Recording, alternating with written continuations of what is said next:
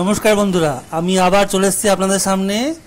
ডিব্রুগড় ওভারব্রিজের যে ভিডিও আমি আগে করেছিলাম, মূর্তি তৈরি হচ্ছিল যখন রং হয়নি, কাঁচা মূর্তি ছিল।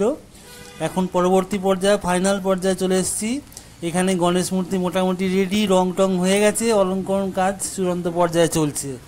তো আমি আজকে আপনাদের সামনে ভিডিওটা নিয়ে আসলাম, আশা করি আপনাদের খুব ভালো লাগবে। এই মূর্তি দেখতে পাচ্ছেন, এটার হাইট 14 ফুট। পিছনে ব্যাকগ্রাউন্ড যে শিবের মূর্তি, ওটা ধরে প্রায় 14 ফুট হাইট, অনেক বিশাল মূর্তি। ভিডিওতে হয়তো অতটা বোঝা যাচ্ছে না, কম্পেয়ার করলে বোঝা যেত সামনে কেউ দাঁড়ালে।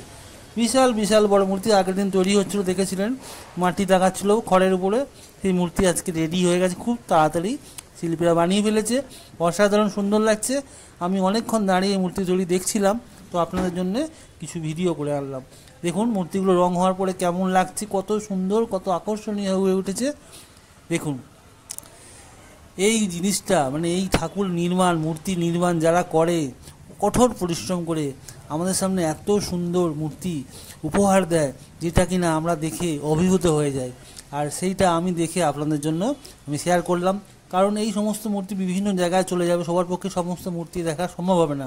কিন্তু আমি যখন এখানে আসলাম, ভিডিও করে আপনাদের সামনে পৌঁছে দিচ্ছি, আশা করি আপনারা অনেকগুলো মূর্তি একসঙ্গে দেখতে পাবেন। কারণ আপনারা হয়তো খুব বেশি 5টা 10টা মূর্তি দেখেন, কিন্তু এই সমস্ত মূর্তি তো অন্য বিভিন্ন দূরে দূরে চলে যায়। আমি এখন ভিডিও করে আপনাদের সামনে নিলাম, আপনাদের খুব ভালো লাগবে। অবশ্যই কমেন্ট করে জানাবেন আপনাদের কেমন লাগলো। এরকম আরও নতুন অনেক রকম ভিডিও, মূর্তির ভিডিও আমি নিয়ে আসবো। গণেশ পুজোর পর বিশ্বকর্মা পুজো, তখনও অবশ্যই আসবো। আশা করি আপনাদের ভালো লাগবে। শিল্পীর যে এই সফলতা, শিল্পীর এই যে কাজ আপনাদের সামনে যখন তুলে ধরছি, তখন আমার খুব ভালো লাগছে।